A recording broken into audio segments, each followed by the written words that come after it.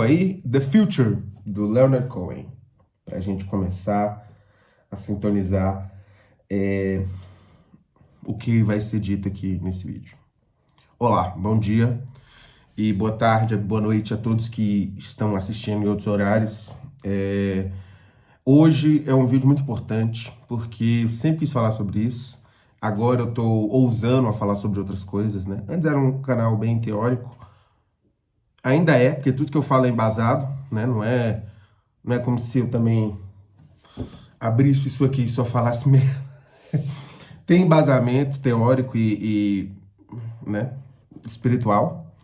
E hoje eu queria falar um pouco sobre isso, assim. Queria falar um pouco sobre a questão em céu, sobre a questão da maldade humana, sobre uma coisa assim que no fundo, para mim, é como resistir a isso? Como ser uma pessoa que olha o mundo ficando insano e não cede. Não cheirei pó, gente, inclusive, por favor. Eu já vi algumas pessoas falando em um vídeo aí que eu tinha raiado antes de gravar o vídeo, mas não, pelo amor de Deus. Geralmente é só de noite. DJ é vício também, né, galera? Calma lá. O negócio é, né, depois de um barzinho ali, antes da gunada, né? Desculpa. Como resistir à maldade, gente? Como resistir às coisas ruins ao nosso redor? Como olhar para para uma transformação de tudo e se manter minimamente assim organizado? Eu digo isso por quê? Porque eu percebo que a partir dos temas que a gente vem abordando, né? Aceleracionismo, política, filosofia, percebo que muita gente tem uma facilidade enorme em cair na paranoia.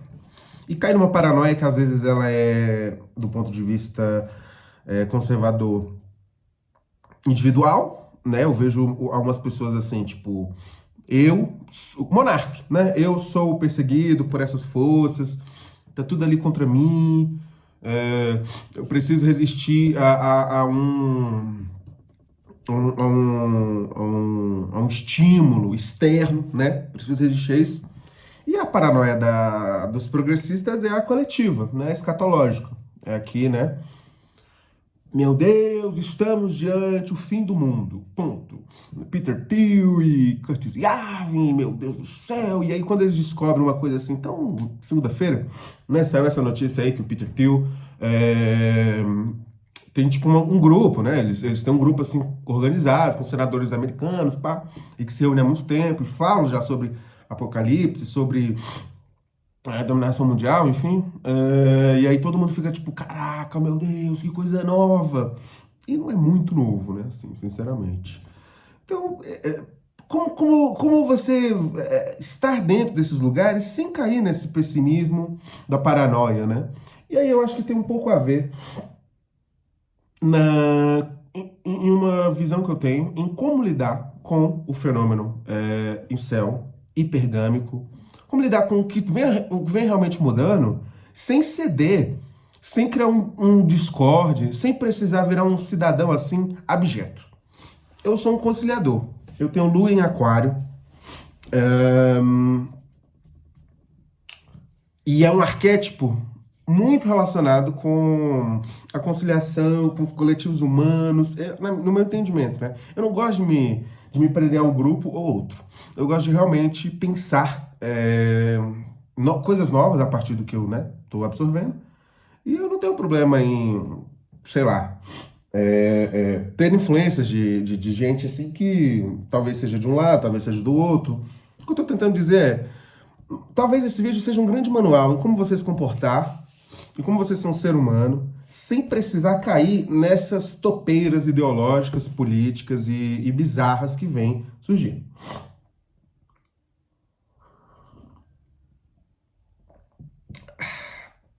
Vamos começar pela questão inicial. Eu tenho um texto que eu vou falando um pouco sobre isso e tal, e eu começo falando sobre essa palavra, de fato, porque é uma palavra que é uma palavra, né, gringa e tal, e veio surgindo na nossa arena de discussão. É uma palavra que está muito associada também a uma memética, né? A uma reprodução de memes muito grande, né? Do acabou, do beta. E novamente, né? Como eu falei no vídeo passado, é interessante como tudo isso virou mainstream, né? Aí no Instagram, você vai ver lá aquela mina da academia burrinha, que tem, sei lá, ensino médio, né, vendo lá um Reels que talvez está aparecendo, aquele cara que estudou contigo e terminou o ensino médio e foi fazer, sei lá, ADM. Porra, desculpa, desculpa aí pra galera da ADM, não quis ofender. Rindo assim, gargalhando, aí bate um Reels, aí vai lá e tem um anúncio de um show de sertanejo. Chegou nessa galera já, né? E aí eu acho que isso diz também que é um processo muito grande, é um movimento assim que vem realmente surgindo na nossa arena discursiva. Tem um texto que eu falo basicamente assim, realmente acabou.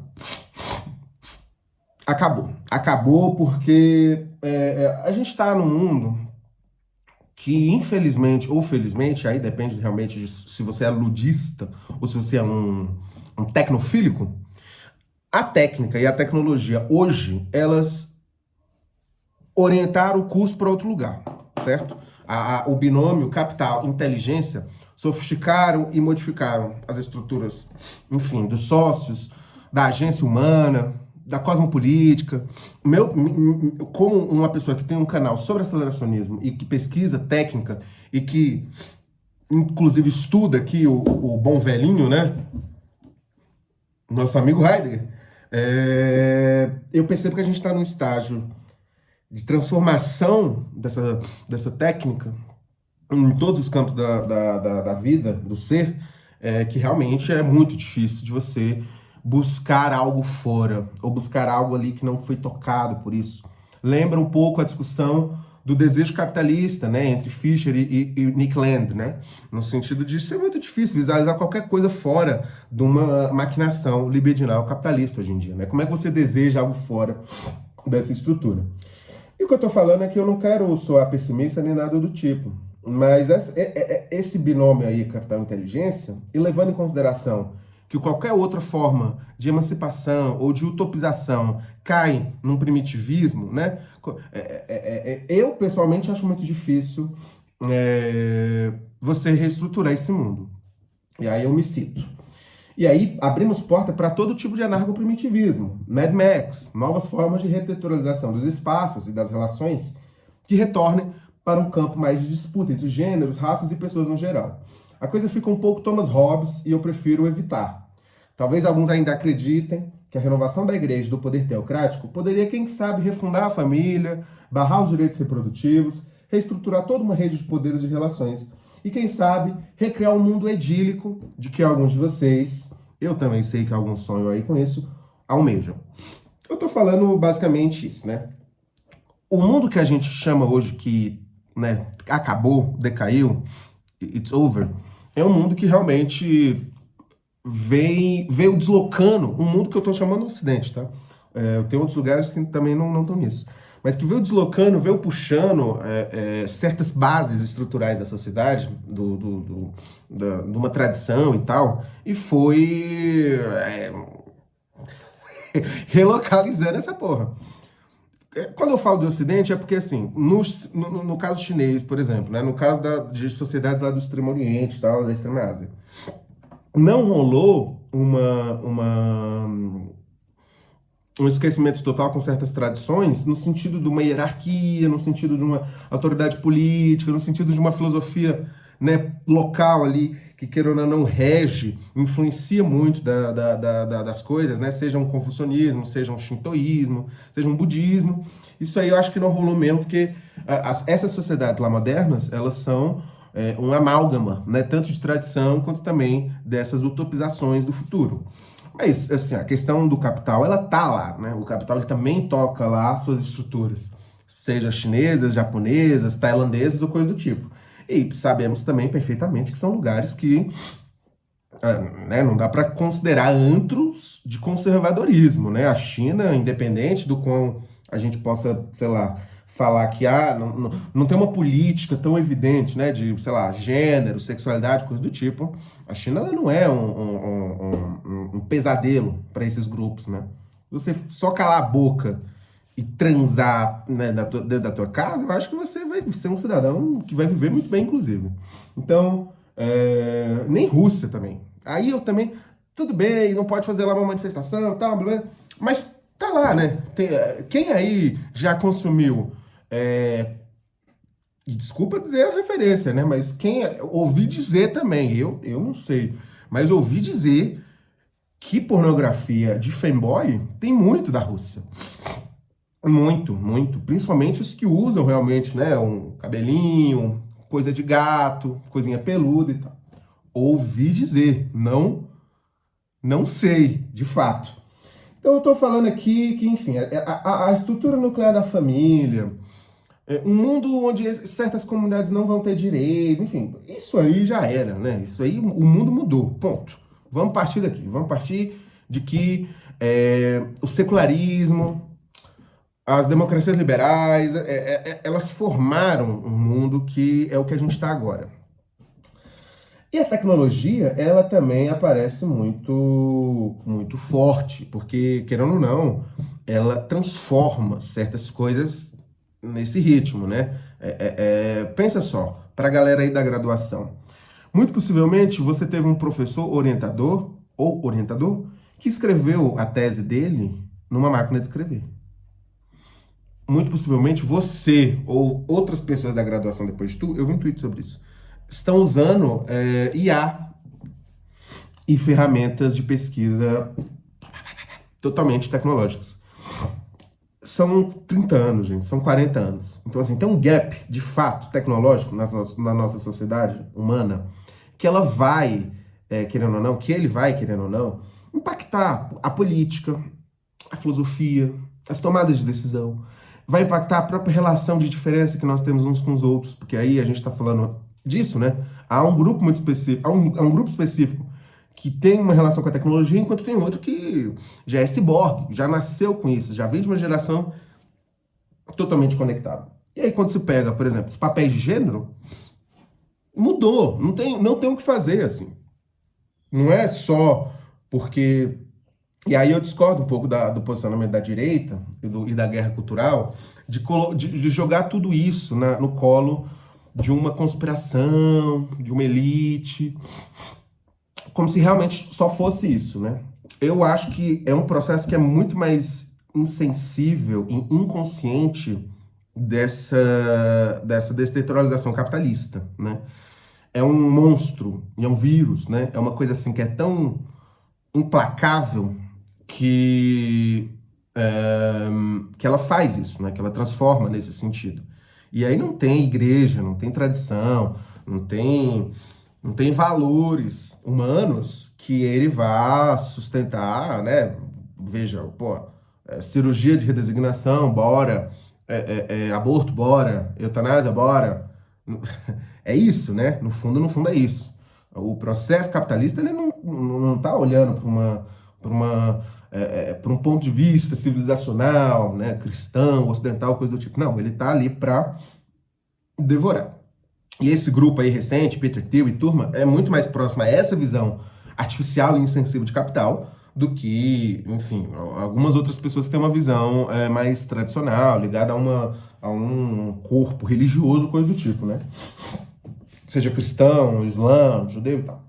Os papéis de gênero parecem mais obsoletos ainda quando nos deparamos com a aparição intensificada e acessível de transição e mudança de corpos. Não estou falando só de trans, estou falando também de lux maxing, de academia, de uma nova lógica de biopolítica, que também é um pouco essa, né, de uma potencialidade de você olhar, falar, tô gordão, vou comprar uma caneta, piu, emagreci e fico com uma cabeça de não vou falar, não vou falar. Se eu falar, aí, meu amigo, já sou cancelado por tantos setores, não quero ter problemas com meus irmãos, inclusive, porque eu sou filho de maranhense, então não é xenofobia, caso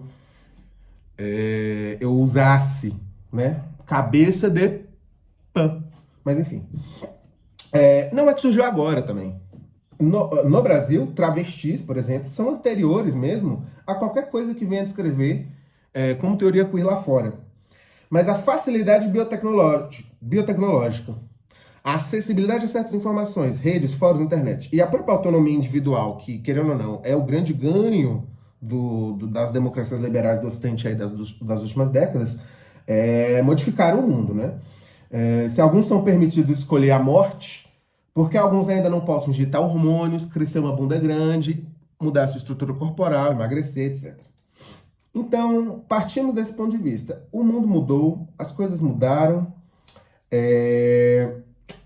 A guerra. Vocês viram aquele vídeo da guerra de que 80% das baixas lá da Ucrânia são de drones, cara? Tipo assim, olha isso. Não é mais guerra fronterlebnis, como diria o Ernest Junger. É guerra mesmo virtual, cyberespaço, né? Manejo de drone, essa porra toda. É que esse futuro está totalmente ligado ao binômio capital-inteligência que eu falei antes. E uma inteligência que dificilmente vai parar, a não ser que a gente vá para o caminho realmente ludista, né? Assim, todo mundo vai desligar todos os data centers, toda a rede mundial de computadores, fazer igual a menina lá falou, né? Do canal que conecta a internet. Todo mundo desliga e volta a viver na lama. A não ser um lugar desse, a não ser um cenário desse, essa coisa não vai parar, essa inteligência não vai parar. E se o desejo maquínico e capitalista tem um horizonte evidente, que é o da feminização, essa era dos grandes cientistas, dos grandes marítimos, navegadores, dos piratas e dos generais se encerrou. E agora restou jovens nerds magricelas compondo suas primeiras sinfonias de números e máquinas. O futuro é informação e parece muito distante de qualquer revolta ou qualquer ímpeto masculinista bruto. A guerra da fronteira Leibniz não funciona mais. Restaram drones e operadores saberes espaciais. Estou falando novamente. Curiosamente, a guerra, a violência, o controle, o poder, que antes giravam em torno de sociedades que demarcavam muito bem, sociedades de guerreiros, não, aquilo ali, ó, pessoal, é a nossa linha de frente, etc. Do nada desmanchou. Hoje, quem tem o poder de apertar um botão e matar ali várias pessoas é um cara de 1,80, magro, que usa óculos, come frango, peito de frango, lá no computadorzinho. E eu não tô julgando, eu tô falando que o mundo mudou. Não é mais a força, não é mais o ímpeto, não é mais, talvez, o que antes estava muito ligado a esses guerreiros, a essa beleza e tal. E é muito contraditório ao mesmo tempo, né? Porque parece que a força, a estética, né? Essa coisa assim, ela tomou um campo muito mais lúdico, né? Que é o lance dos desfiles, né? Da exibição dos corpos, do shape. Mas cadê essas pessoas para realmente lutar uma guerra? Não tem. Quem tá lá lutando guerra porque mudou. E aí, chegamos no Paul Valery. Nós, civilizações tardias, também nós sabemos que somos mortais. E eu vou abordando no texto, enfim, o que eu vejo que talvez seja a saída para nós para os homens em si. Outra questão também, né? Mas eu sou feio. Esse é um ponto. Isso aí é uma coisa muito central que a gente precisa elencar aí no nosso vídeo. Como fugir da paranoia. Eu não finjo nada. Eu não fico negando a realidade. Eu não fico, sabe, entrando em um... Eu não lembro o termo lá, mas fingindo algo para eu acreditar. Cope. É cope, né? Não sei. Eu não gosto disso. E o que eu tenho de fato eu tenho 24 anos, sou de 2001, moro aqui numa periferia, né? Não é uma cidadezinha, não é uma cidadezona, porra, não. Mas trabalho e estudo lá em Brasília, né? Plano piloto, há alguns anos. E eu já convivi em Instituto Federal, em universidade pública, né? Fiz o UNB, em espaços de trabalho. Conheço gente, assim, tanto progressista, quanto de direita, quanto conservador. Já estive em muitos centros, muitos espaços. E no geral, assim, eu frequento, sei lá, já fui em técnico, já fui em festinha, bar, nananã, pô, galera universitária, jovem, não. No geral, eu tenho a certeza que eu sou feio. Ponto. Isso aí não tem o que fazer.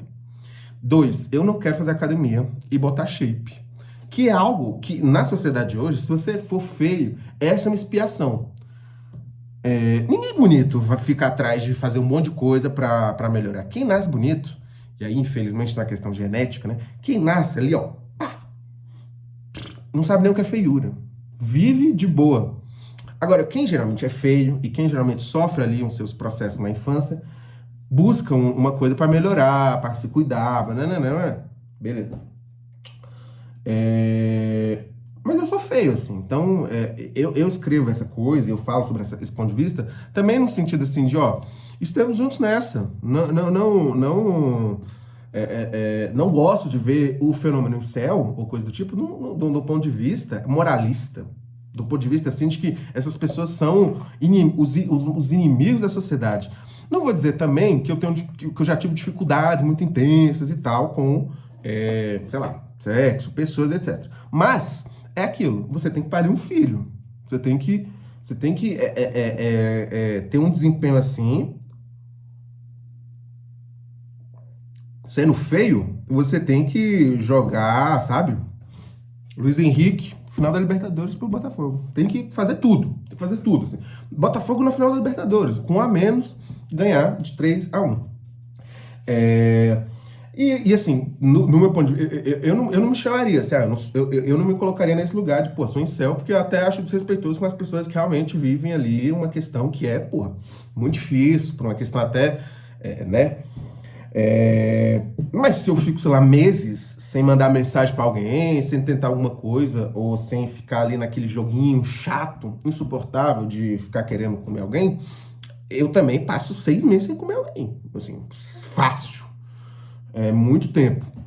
Então, enfim, esse meu manualzinho aqui, já entrando para a conclusão do vídeo, é isso.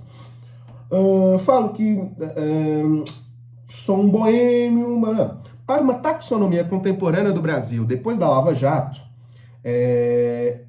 aqui segue uma breve descrição das rotas disponíveis. E é isso aqui que eu vou partir. Tem alguns caminhos que você, homem céu, homem esquisito, homem coitado, homem feio, pode ter em relação a esse teu entendimento de mundo. Porque beleza, a gente percebeu que o mundo é insano, que o mundo mudou muito mesmo, que as coisas aconteceram aí e não tem o que fazer. Estamos no lugar da história onde talvez os homens mais são fodidos. E tá tudo bem, não tem muito o que fazer, é o que eu falei. Eu também acho que é uma ser homem agora, no 2026, nesse século, e ficar nesse abandono metafísico da história, sabe? Nessa coisa de que, oh, meu Deus, antes a gente pegava cavalo e dominava, nananã, e planície, pá. Eu também acho uma frescura isso. Hoje, se você for um homem, mesmo que feio, e tiver dinheiro, sei lá, for luva de pedreiro, cara, você pode viver como um barão do medievo e assim, ó, sabe? Só modelo, Tailândia, dá pra usar todas as melhores drogas do mundo. Agora, se você não gostar dessas coisas, dá pra você também formar uma família, morar lá no interior do Kansas, ter uma espingarda, sabe? Mas, assim, o ponto final do meu vídeo é esse, assim, né? Como é que a gente usa desse sistema que é maldito, que é desigual e que é satânico, pra viver bem, pra fugir da paranoia, né? Mas na taxonomia contemporânea, tem alguns caminhos aí que você pode seguir, sendo um homem esquisito, feio, desarranjado, etc. O primeiro é entrar em uma facção de narcotráfico. Há bastante prós. Brutalidade viril, vivência de guerra, algo que remete, né, à Ucrânia, né, e tal. Também acho que são homens que vivem mais conectados com valores antigos que estamos comentando. Saqueiam o que querem, comem e conquistam incontáveis novinhas do baile, são literais, né, vivem uma vida ali que ecoa um pouco, né, a vida dos guerreiros, de vikings, enfim, de pessoas ali que em outros momentos históricos também eram grupos bastante violentos, né? Matavam ali o fulano que é da outra facção, né? Corta o cabelo da mulher, enfim.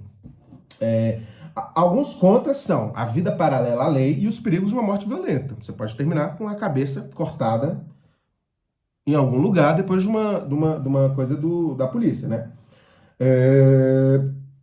Para quem sobrevive em estados alternativos e verdadeiros rincões de virulência carioca, essa pode ser uma rota possível, em especial para aqueles que carregam a chaga da pobreza geracional, tá? Então tem isso aí. Já conheci alguns homens em céu que realmente eram rapazes pobres, pretos, do interior da favela. Então, talvez é uma saída. Em céu você não vai ser mais, assim. Se você pegar um fuzil e ficar lá com aquele, né, criazinho e tal, em céu você já não vai ser. Talvez você morra, mas... Segunda possibilidade, hoje, no Brasil contemporâneo, depois da crise econômica da Lava Jato e da uberização do trabalho. O que finge ter resolvido o problema. É um arquétipo mais recente e parece uma resposta para toda essa transformação que comentei na primeira parte. Homens que olham para tudo isso e falam: preciso copiar aqueles homens que julguei serem verdadeiros homens. O problema é que às vezes não é muito interessante. Geralmente são homens que acreditam fielmente no regime da biofarmacopornografia. Não há tantas diferenças entre os homens anabolizantes e suas empreitadas pelo corpo e o Tom Offilan, eu brinco com isso, né? Que lembra o Tom Offilan, aquele artista lá, e as guerreirinhas, que eu tô chamando, que eu tô fazendo referência, né? As mulheres trans, que almejam silicone industrial. Esse segundo modelo de masculinidade me parece pouco aproveitado. Geralmente são os que mais emulam um ascetismo pouquíssimo efetivo e até mesmo anti-intelectual. Confio cegamente em atividades macabras, como mercado de ação, bolsa de valores, criptomoedas e sertanejo universitário. Tão neoliberal quanto o que destruiu a família e aniquilou o mundo que pertencíamos, esses são um caso domesticado de atitude masculina diante da crise. E repito, o excelente psicopata americano não esconde a sugestão de uma homossexualidade enrustida à toa. Isso aí faz também muita referência ao meu vídeo antigo, né? Esses caras aqui, esse arquétipo desses caras aqui, é o arquétipo que me preocupa. Que é assim, você vai ali pro negócio assistindo Jordan Peterson e aquele careca lá, e academia, e Megitol, e nananã. E aí no final você é um neoliberal de merda. No final você, assim, também, você é um lixo. Você também não tá fazendo nada em salvaguarda de Deus, do Espírito, pô, não sabe nada, nada. Você também cai ali na mesma... E ainda tem a chance de começar a desenvolver um desejo homossexual, que é o caso do psicopata americano. Não é à toa que o filme ali tem umas sugestões que mostram um pouco isso, assim, né? E aí ontem minha mãe estava assistindo o jogo e ela até falou isso, assim, que ela tem um problema pessoal com o jogador Hulk, né? E ela olhou pro jogador lá da bunda grande e ela até falou, cara, homem da bunda grande tem tendência a ser gay. Eu não me olho nem no espelho. Eu saio do banheiro assim, fantasma, cara. Agora, um homem que tem a bunda grande, um homem que tem um corpão, e ele fica ali vendo o reflexo dele e fica vendo o reflexo dos outros.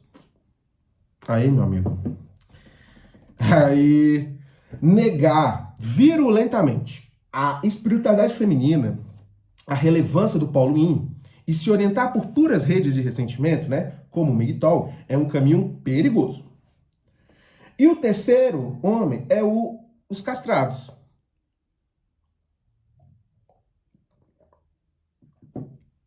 Eu tô perdendo 2 dentes já por causa do café e do cigarro.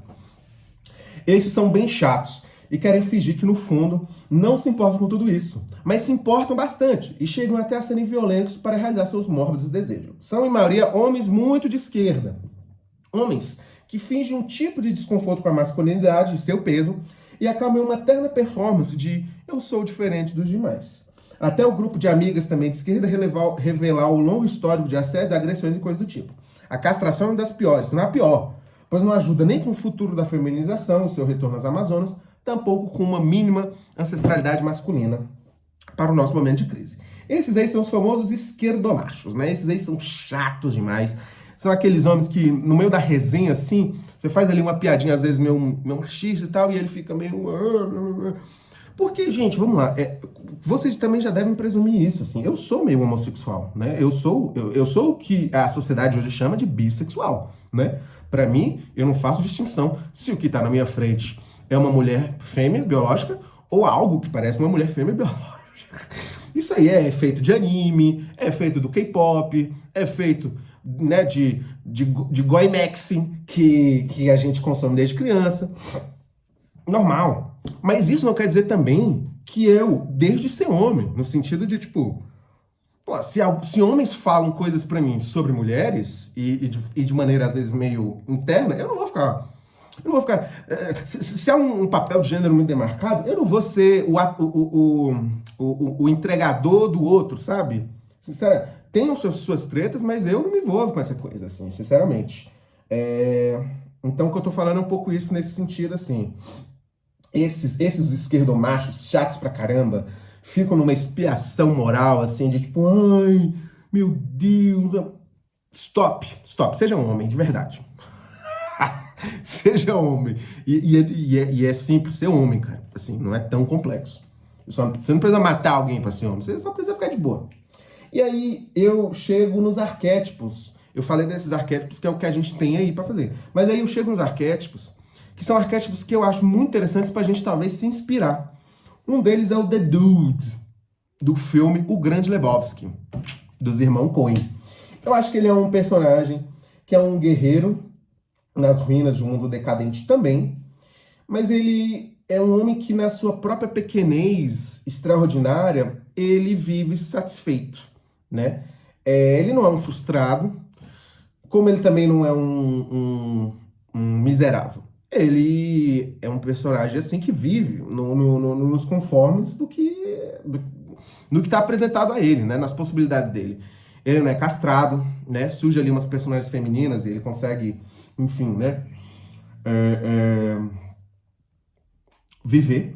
E outro personagem que eu acho interessante também, pra gente se inspirar, é o Cliff Booth, do Once Upon a Time in Hollywood, do Quentin Tarantino, porque eu acho que é um personagem que lembra até a razão psicodélica de Baruch Spinoza, né? É um homem que em sua vida sozinho consegue encontrar satisfação integral e autoconsciente. É sobretudo um experimento de certa razão psicodélica e que lembra até Spinoza. Uma forma de controlar esses afetos, desejos, impulsos, dar algum sentido de gerência dessas cargas. Ser livre é agir de acordo com a razão.